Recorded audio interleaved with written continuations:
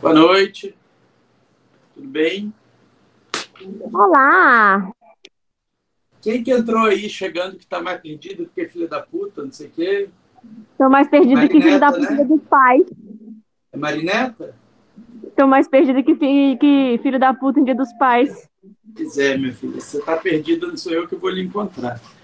Seguinte, é... que bom que vocês chegaram, né? Fiquei o quê? Tipo, 20, 25 minutos naquele outro link, esperando vocês, e nada de ninguém entrar. E tô lá no chat, ninguém fala nada também. Daqui a pouco o Jorge Henrique falou: Ah, pessoal, não estou conseguindo entrar. Eu digo, nem você, nem ninguém está querendo, né? Mas que bom, então, que era só problema de conexão mesmo. Seguinte, alguns ajustes aí para a gente fazer, pessoal.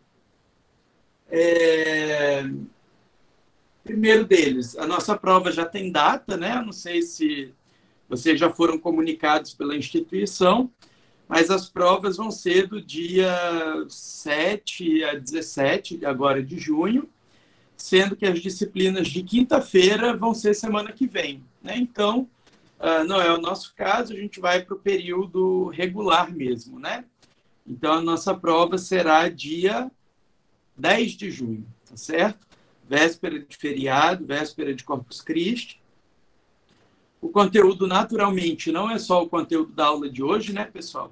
Faz tempo já que a gente está estudando conteúdo da N2, então vocês verifiquem aí depois no Bloom como é que está a divisão de assuntos, tá? Eu me lembro de ter colocado um marcador para vocês não se perderem, tá certo? O conteúdo não vai ser cumulativo, então a gente vai ter na prova só o que está do marcador em diante, nada mais que aquilo.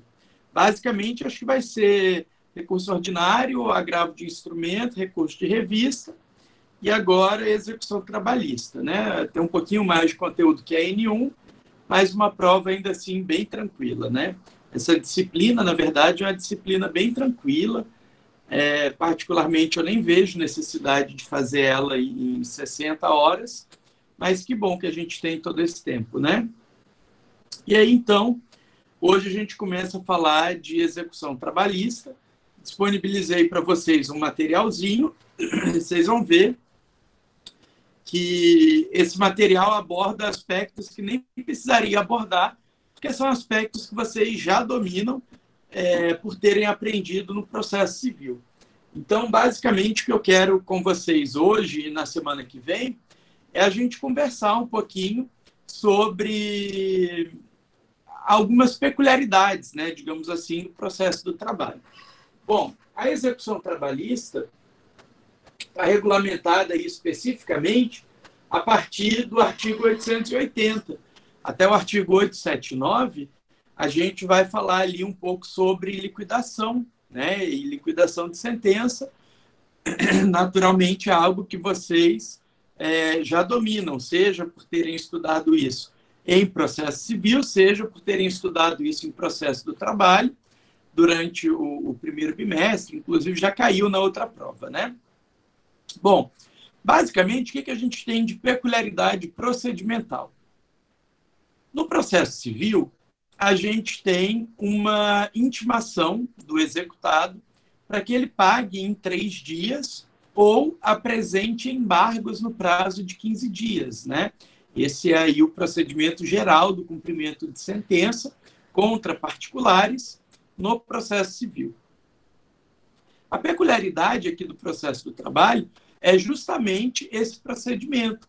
Então, no processo do trabalho, o juiz do trabalho cita o executado para que ele faça o pagamento no prazo de 48 horas ou garanta a execução. Notem que são duas coisas distintas. Quando eu faço o pagamento, eu estou concordando com a execução e eu estou buscando a remissão, né? Eu estou buscando me livrar daquela dívida, estou buscando extinguir a execução, tá certo? Por outro lado, quando eu digo que eu estou garantindo o juízo, garantindo a execução, Na verdade, eu estou simplesmente entregando bens para que o juiz do trabalho se sinta seguro, digamos assim, e permita que eu avance nas minhas discussões, nas minhas defesas. Qualquer coisa pode ser dada em garantia, tá, pessoal? Agora, o pagamento, ele é dado basicamente em dinheiro, tá certo? Para pagar, eu pago em dinheiro, faço depósito judicial e, naturalmente, isso vai ser em dinheiro. A garantia, que pode ser por qualquer meio, pode ser também em dinheiro. E aí vocês devem estar se perguntando, professor, mas por que alguém daria dinheiro para o juiz? Né? Porque alguém tem dinheiro para dar em garantia, mas não tem dinheiro para dar em pagamento. A questão aqui é muito simples. Se eu dou dinheiro em pagamento, eu não posso pegá-lo de volta. Afinal de contas, como eu disse, dar em pagamento significa concordar com a execução. Então, se eu pago, eu não posso pegar de volta. Tá certo? Eu não me livro daquele débito. Por outro lado, quando eu garanto a execução, ainda que seja em dinheiro, eu vou ter a possibilidade de discutir a dívida. Eu vou ter a possibilidade de apresentar defesas do executado ou de terceiros. A gente vai ver um pouco mais adiante os embargos à execução, também chamado de embargos do devedor ou embargos do executado, que no processo do trabalho dependem do juízo estar garantido. Então, veja, se não houver garantia do juízo, se não houver nenhum ato como penhora ou então uma dação em garantia, eu não posso discutir a execução.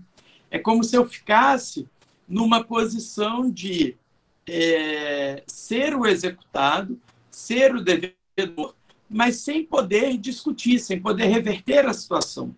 E aí a gente vai aprender também, depois vocês achem aí qual é o dispositivo, mas não é muito longe do 880, não. Uma vez decorrido esse prazo para pagamento ou indicação de bens à penhora, né, para garantir a execução, decorridos 45 dias, esse suposto devedor é inserido no famoso Banco Nacional de Devedores Trabalhistas. Como o próprio nome diz, é um banco, né, nacionalmente unificado, um banco de dados nacionalmente unificado, que registra as pessoas que têm débitos trabalhistas, os empregadores mal pagadores. É como se fosse o SPC e Serasa da Justiça do Trabalho. E aí, algumas consequências surgem. Existem dificuldades de conseguir crédito bancário e a principal problemática trazida para o devedor trabalhista é o fato de que ele fica impedido de participar de licitações e contratar com a administração pública. Então, isso, para a vida empresarial, é um transtorno bem significativo, né? Então, o objetivo da existência do BNDT é servir como mais um crédito, como mais um estímulo, né? Para que o devedor faça o pagamento. Bom, também temos de peculiaridade que essa citação do devedor para que ele pague aí no prazo de 48 horas é uma citação que vai ocorrer sempre por oficial de justiça. Diferentemente lá do processo civil, a gente não tem como regra o envio de uma cartinha ou então uma simples intimação pelo Diário da Justiça eletrônico, tá certo? Então, intimação via oficial de justiça. Parágrafo 3º fala para a gente que se o executado for procurado 2 vezes em 48 horas e não for encontrado, é possível fazer a citação, então, por edital. Né? Vejam que as regrinhas aqui são um pouquinho diferentes também da citação por edital lá do processo civil, tá certo?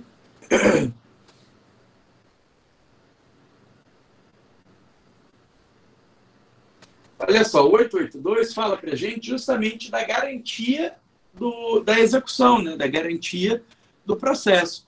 Olha, quem não pagar a importância no prazo pode garantir a execução mediante depósito da quantia correspondente, atualizada e acrescido das despesas, apresentação de seguro-garantia judicial ou nomeação de bens à penhora. Essa possibilidade de apresentação de seguro-garantia judicial é uma possibilidade nova, né? Isso foi inserido aí pela Lei 13.467, a reforma trabalhista, e é algo bastante discutível, né? Aliás, bastante discutido, porque o objetivo de você garantir a execução é justamente dar uma maior segurança e celeridade. E nem sempre, pessoal, o seguro garantia judicial é capaz de fazer isso, né?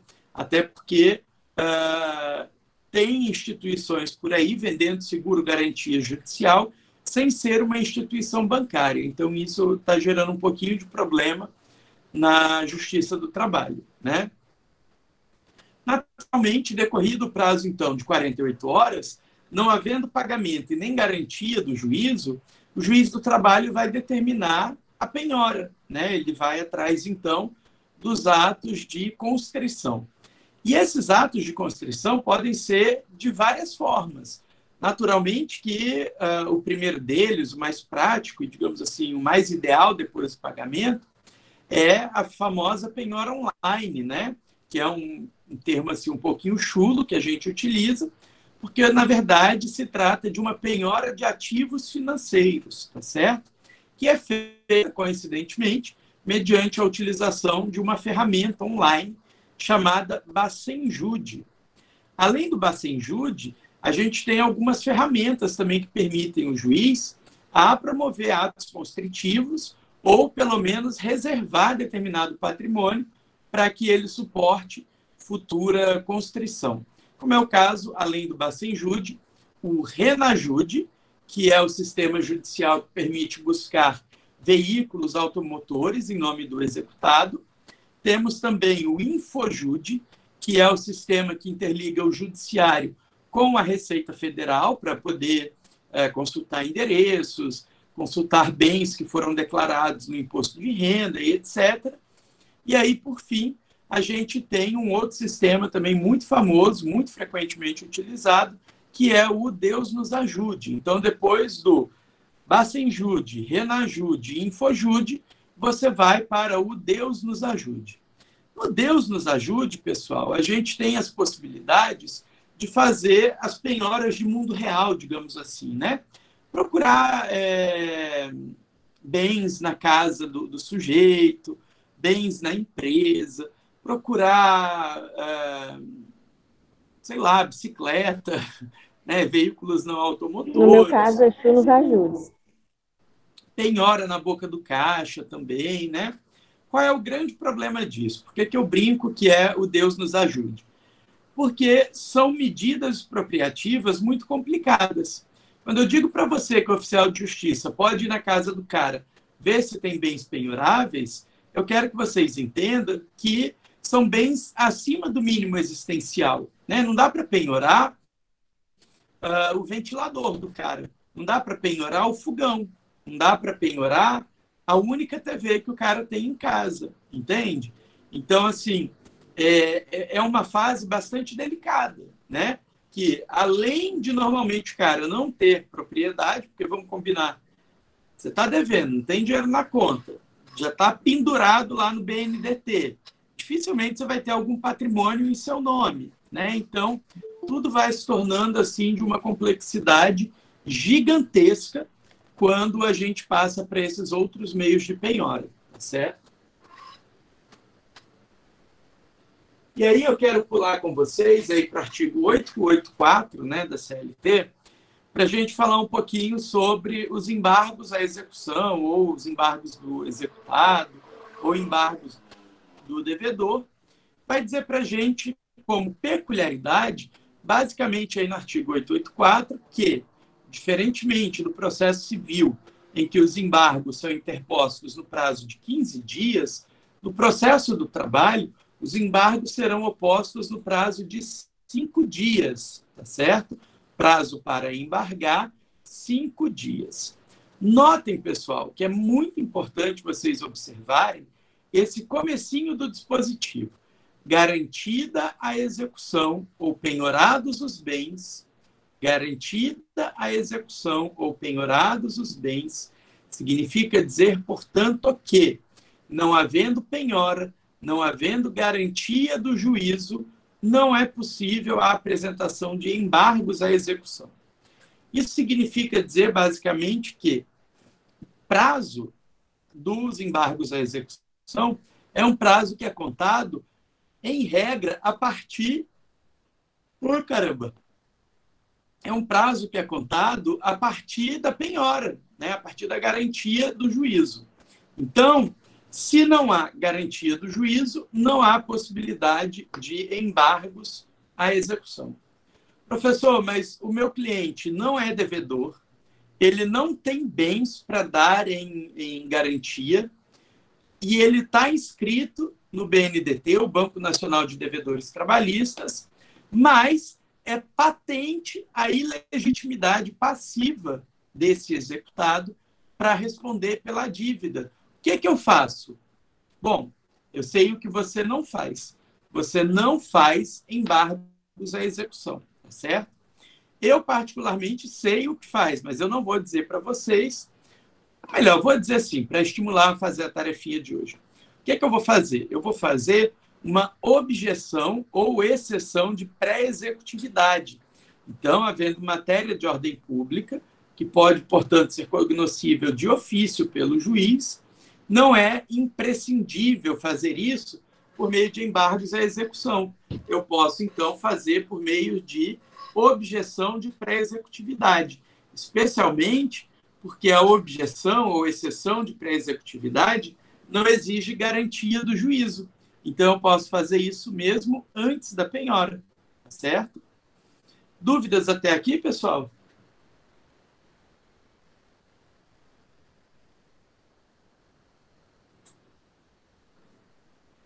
Tranquilos? Bom, então, olha só, a tarefinha que eu passei para vocês hoje é uma tarefinha sobre a objeção de pré-executividade ou exceção de pré-executividade. Deem uma olhadinha lá, pesquisem a respeito. Tem bastante material sobre execução, mas, repito, muita coisa ali é idêntico ao que vocês estudaram em processo civil, tá joia? Então, assim, não está seguro com a base que o processo civil deu, ou quer ter certeza, né, quer relembrar, qualquer coisa nesse sentido, leia o material todo. Do contrário, pode tentar ir assim, para alguns itens mais objetivos e prestar atenção aqui na nossa videoconferência, tá joia? Eu vou encerrando por aqui hoje com vocês. Semana que vem, só para a gente não ficar à toa, a gente fala mais um pouquinho de execução, vamos falar sobre algumas matérias, até questões repetitivas mesmo do processo civil, porque eu gostaria de discutir isso com vocês. E aí, na outra semana, a gente tem prova. Também na semana que vem, a gente pode tirar as dúvidas, né? Fazer tipo uma revisão ativa. Né? Vocês trazem as perguntas e eu jogo as respostas. Beleza por então? Desculpem aí pelo erro técnico, mas confesso que eu não imaginei que seria isso, porque ninguém reclamou, nem no chat, nem no WhatsApp, enfim. Mas então tá bom, obrigado por terem vindo. Até semana que vem. Tchau, André. Tchau.